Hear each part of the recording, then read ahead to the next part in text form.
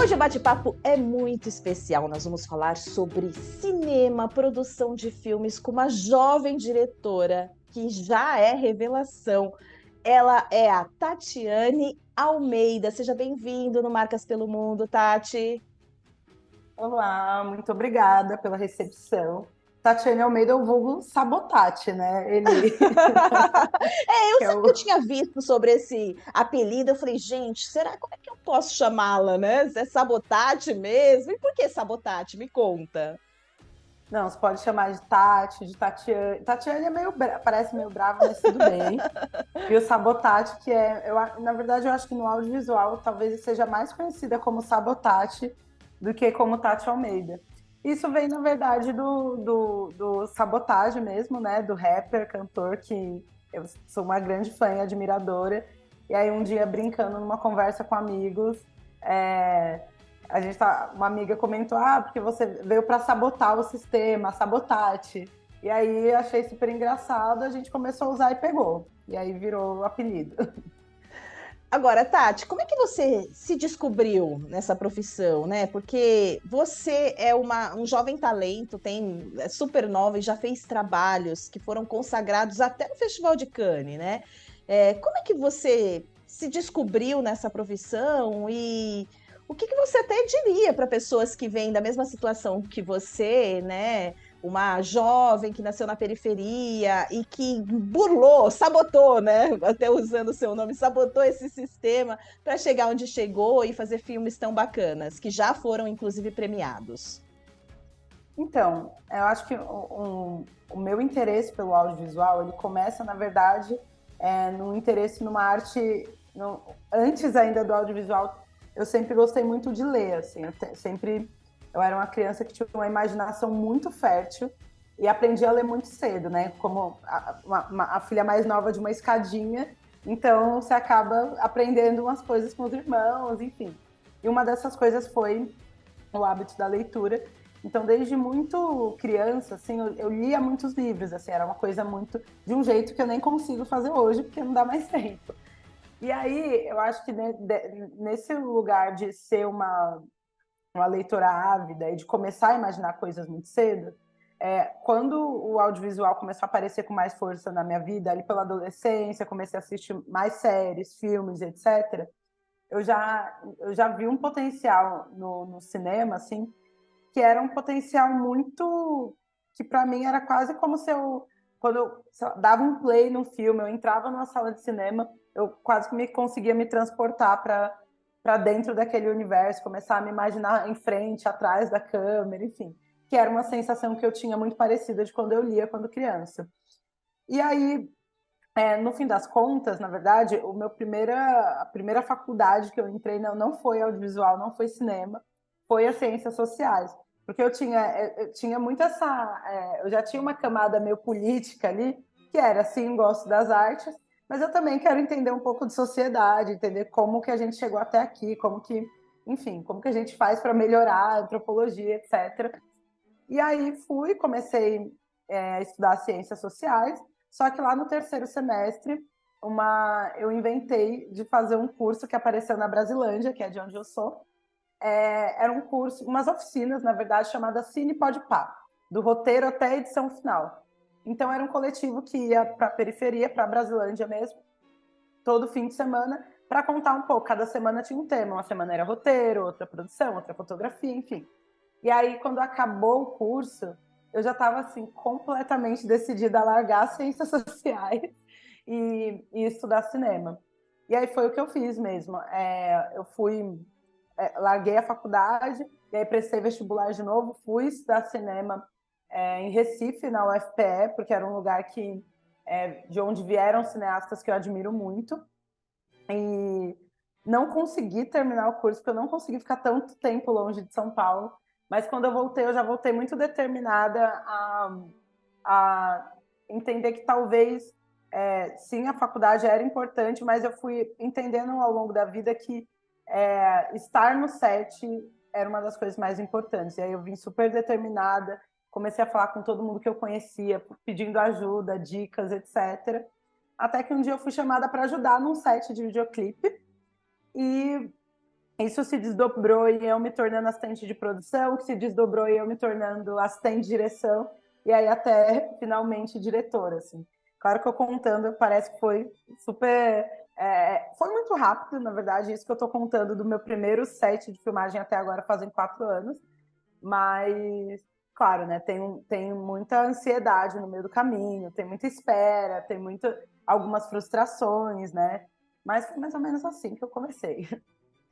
E você já fez vários comerciais e também um longa-metragem muito legal chamado Anastácias, que contam histórias de pessoas pretas, mulheres, na verdade, pretas. Como foi dirigir esse longa?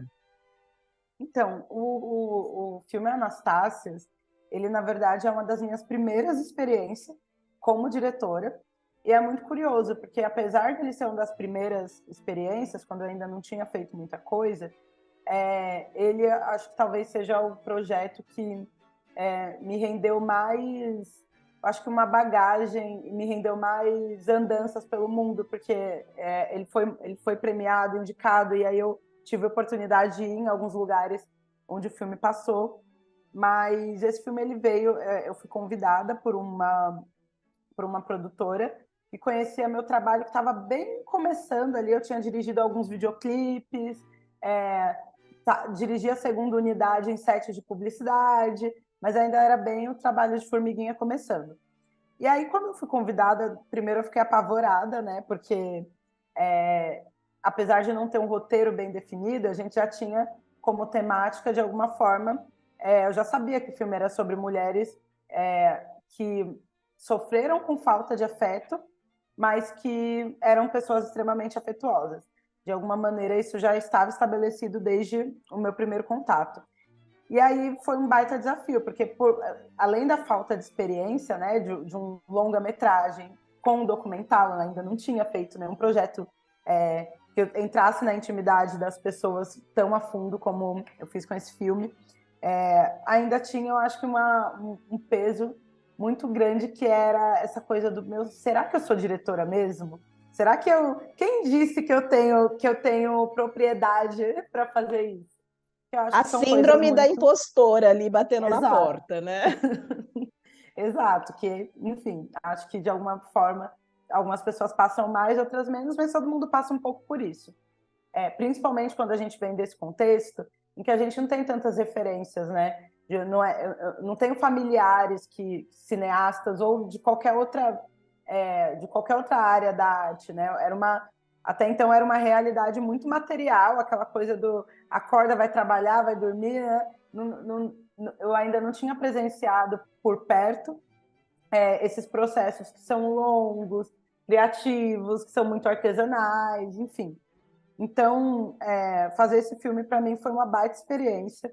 É a história de 5 mulheres que, como eu disse, elas sofreram com muita falta de afeto na vida, em algum momento estiveram em situações de vulnerabilidade, de violência, e aí a gente está falando de violência contra a mulher, mas também de violência do próprio Estado, violência policial, enfim. Sofreram com várias mazelas e questões, mas que conseguiram transformar todo esse contexto violento em amor, basicamente, em, em autoconfiança, em olhar para o futuro de um jeito mais esperançoso, mais otimista. Então, ele é um filme muito inspirador, assim, ele é um filme que, no geral, assim, seja aqui no Brasil, seja fora, seja mulheres que passaram por violências ou não, enfim, todo mundo sai um pouco com essa sensação de quase que um alívio de ver que, em meio a tantas histórias tristes, elas conseguem resgatar a felicidade, assim. Então, é um filme bem inspirador para mim. Aí, pronto, aí eu me libertei, sabe assim, saiu um grito de dentro de mim. Ainda existem poucas mulheres dirigindo filmes, cineastas. A gente vê que ainda é um mercado mais masculino. Em publicidade, existe um movimento do mercado para até premiar essas mulheres que fazem parte da ficha técnica, categorias especiais. Como que você enxerga esse movimento e também Como você vê a atuação cada vez mais da mulher querendo estar onde ela quiser, no seu caso, como diretora de filmes, criando, fazendo trabalhos importantes, né? Como é que você vê a mulher em cena? Então, eu acho que esses prêmios, esse reconhecimento que as mulheres vêm tendo ao longo dos últimos anos, na publicidade especificamente, eu acho que é super importante que a gente tenha esse reconhecimento, mas eu também acho que é bem importante que esse reconhecimento ele venha é, através de um sistema que não nos beneficia por ser mulher, mas por sermos talentosas, né? E aí eu acho que isso é um trabalho que isso não é necessariamente um trabalho que os festivais vão fazer, que o júri vai fazer. Isso é um trabalho que é todo um sistema que ele passa pelas produtoras, pelas agências de publicidade, pelos clientes. Então, eu acho que tem um movimento que ele precisa ficar acontecendo paralelamente em todas essas esferas, que é de olhar mais para o trabalho de mulheres, olhar mais para o trabalho de pessoas pretas, periféricas, pessoas trans, e há um tempo existia, né, um pouco essa desculpa do mas eu não consegui encontrar mulher com experiência, eu não consegui encontrar uma mulher que tenha um rolo assim, assim, assado. Já rolou isso também, e ainda rola com pessoas pretas, mas tem um trabalho que é muito possível de ser feito, que inclusive é o que a Magma, de alguma maneira, fez comigo, né? A gente, que é a produtora que me representa hoje, que tudo bem, eu já entendi que não existe toda essa experiência e esse portfólio gigantesco que às vezes parece que o mercado está pedindo. Mas carreira se constrói de algum lugar, então vamos trabalhar para construir uma carreira. E eu acho que é isso que o mercado inteiro tem que se esforçar para fazer, né? Porque eu ainda sinto que sim, a gente vem recebendo cada vez mais reconhecimento, mas que o reconhecimento ainda vem em lugares muito nichados. Então, muitas vezes em premiações só para mulheres, muitas vezes em categorias que são categorias de diversidade, que são categorias de gênero. Então, acho importante que a gente também consiga competir num futuro breve, ou agora, na verdade, hoje já existem diversas diretoras que podem competir de igual para igual com homens que estão aí há muito tempo, enfim, espero que em breve eu seja uma dessas diretoras, acho que já sou, na verdade. Mas eu acho que é isso, é um trabalho todo em conjunto, e por outro lado tem um trabalho nosso, né, de nós mulheres, que, que infelizmente a gente precisa fazer, porque o mundo ainda não é como a gente gostaria, que é trabalhar autoconfiança, aquilo da autossabotagem que a gente falou agora há pouco, de trabalhar um pouco mais como a gente se vê, né? Trabalhar um pouco o que a gente olha no espelho e pensar de sim, eu consigo fazer isso, sim, eu tenho talento para isso, e não vou me abalar com os percalços do caminho, que são muitos, mas eu acho que é isso, é um esforço contínuo que não pode parar, porque se parar, a gente para também, e que tem que vir de todas as pontas, assim, de nós mesmas, mas de todo um sistema que já está trabalhando há muito tempo em moldes que não nos cabe, assim. Então a gente precisa ir fazendo esse trabalho em todas as pontas. Tati, quem te inspira? Quem são suas referências na sua área? Olha, são muitas, assim, eu acho até curioso como algumas das minhas referências, elas não são necessariamente diretores, diretoras, cineastas, mas tem algumas pessoas, alguns seres em particular que me chamam muito a atenção, assim, eu acho que não consigo pensar em audiovisual sem pensar em Spike Lee, por exemplo, que é um diretor que, enfim, que lá atrás, no primeiro filme que eu assisti dele, para mim já foi um despertar absurdo, porque eu nunca tinha visto pessoas parecidas comigo na tela sendo retratadas de um jeito tão complexo, empolgante, enfim, uma coisa muito espirituosa, assim, apesar de ser um contexto norte-americano que não é o nosso contexto aqui, né, que não é o contexto que eu vivo, que eu cresci, eu conseguia enxergar consigo enxergar muita inspiração, assim, quando assisto os filmes desse diretor. Tem uma outra pessoa que é a Ava DuVernay, que é uma baita cineasta, produtora, assim, que é responsável por grandes sucessos, grandes coisas que a gente já assistiu por aí. E aí aqui no Brasil tem algumas pessoas que Zósimo Bubu, que é um cineasta que ele precede essa nova geração de diretores, mas que foi super importante. Uma nova geração que vem vindo, como Lázaro Ramos, por exemplo, que começa como ator e hoje é um baita diretor, que fez um filme recentemente que é super legal. Enfim, tem algumas pessoas dentro desse espectro, mas o que eu acho muito interessante curioso, não é nem curioso, né? Porque é uma coisa que a gente sabe, mas isso só reforça.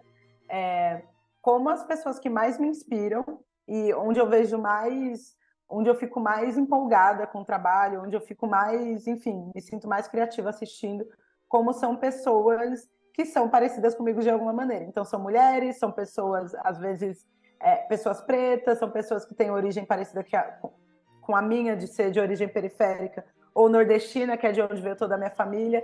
Então, fica muito nítido como representatividade é importante, porque por mais que eu admire outros perfis, e são muitos, quando eu olho para esses, eu fico muito mais esperançosa e acredito muito mais em mim, sabe? Olha ela, toda confiante. Pra pedir silêncio, eu berro, pra fazer barulho, eu mesma faço. Voa, garota, bota as asas pra fora. A mudança de coisas positivas, assim, né, que eu consigo enxergar que vem junto com a nova geração, que eu acho que eu carrego isso e percebo que as pessoas que estão chegando vêm carregando também.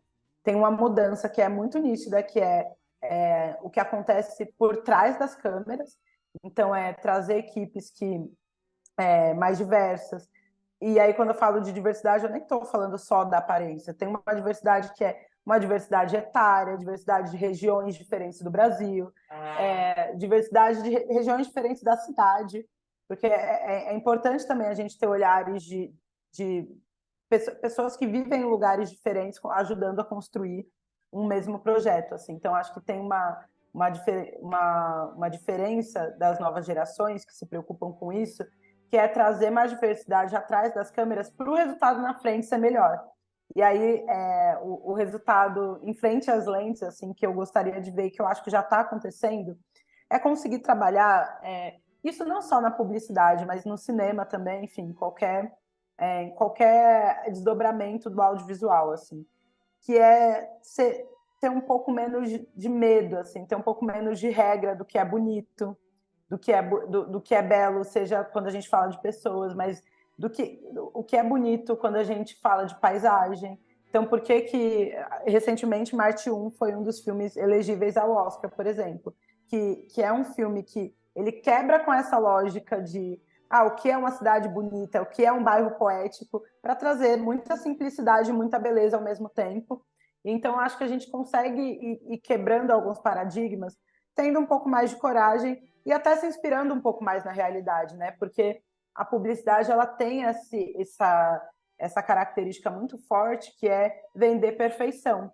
Só que eu acho que cada dia menos as pessoas se identificam com perfeição.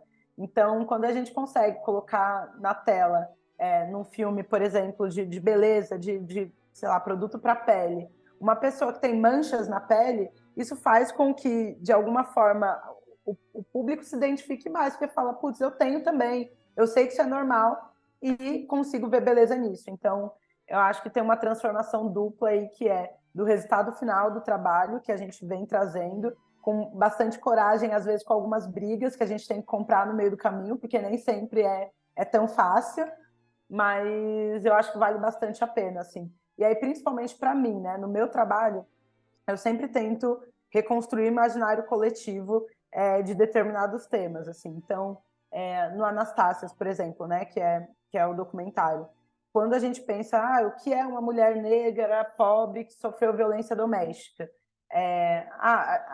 A sociedade costuma imaginar essa mulher como uma coitada, como uma pessoa que não é tão complexa, que não tem tanta opinião. Então, eu gosto de quebrar essa expectativa ruim que as pessoas têm e falar, não, são pessoas complexas, inteligentíssimas, que têm muita coisa para dizer, talvez muito mais do que pessoas que estão em contextos privilegiados. Então, a gente fez um projeto que foi muito premiado em Cannes, inclusive, a gente ganhou 4 leões com um único projeto, que é o Ostentação da Cultura, né, que é um clipe, um public clip, que falava sobre ostentação da cultura negra. Então, a gente poderia, sim, colocar pessoas na frente de um carro e falar, olha só o que temos, mas não, a gente decidiu ir por um caminho muito nítido, que era valorizar a cultura de um jeito bonito, de um jeito respeitoso, majestoso. Então, é isso, assim, eu acho que sempre que eu tenho oportunidade de reconstruir imaginário coletivo, né, esse pensamento geral em torno de algum tema que as pessoas têm, eu tento usar da melhor maneira possível, assim. Muito bom, Tati. Olha, adorei ouvi-la. Parabéns por todos os seus trabalhos, né? Pela essa carreira incrível que você já vem construindo, já está decolando, voando por aí, né? E que venham muitos outros filmes, né? Muitas outras produções incríveis ainda. Não sei se você já pode falar de alguma que está saindo do forno. Para o próximo ano, né? Para 2023, sim, já tenho alguns projetos aqui. Mas tem um bastante grandioso, que é o primeiro longa de ficção que eu vou dirigir no próximo ano, já no primeiro semestre. Para uma grande plataforma de streaming, então estou super confiante com a distribuição e confiante que as pessoas vão assistir.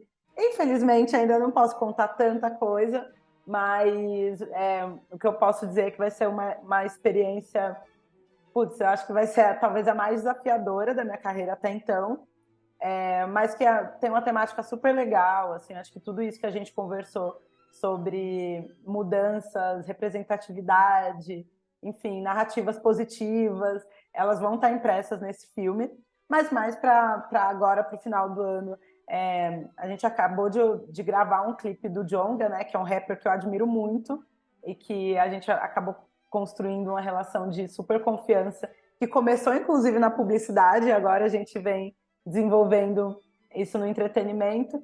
Então a gente tem esse lançamento de clipe em breve, nas próximas semanas, um novo clipe do Djonga, e no primeiro semestre eu tenho esse filme que eu vou dirigir uma direção com o Fernando Barcelos, que é um diretor do Rio de Janeiro, e vai ser um desafio bem legal de encarar, assim, estou bem empolgada.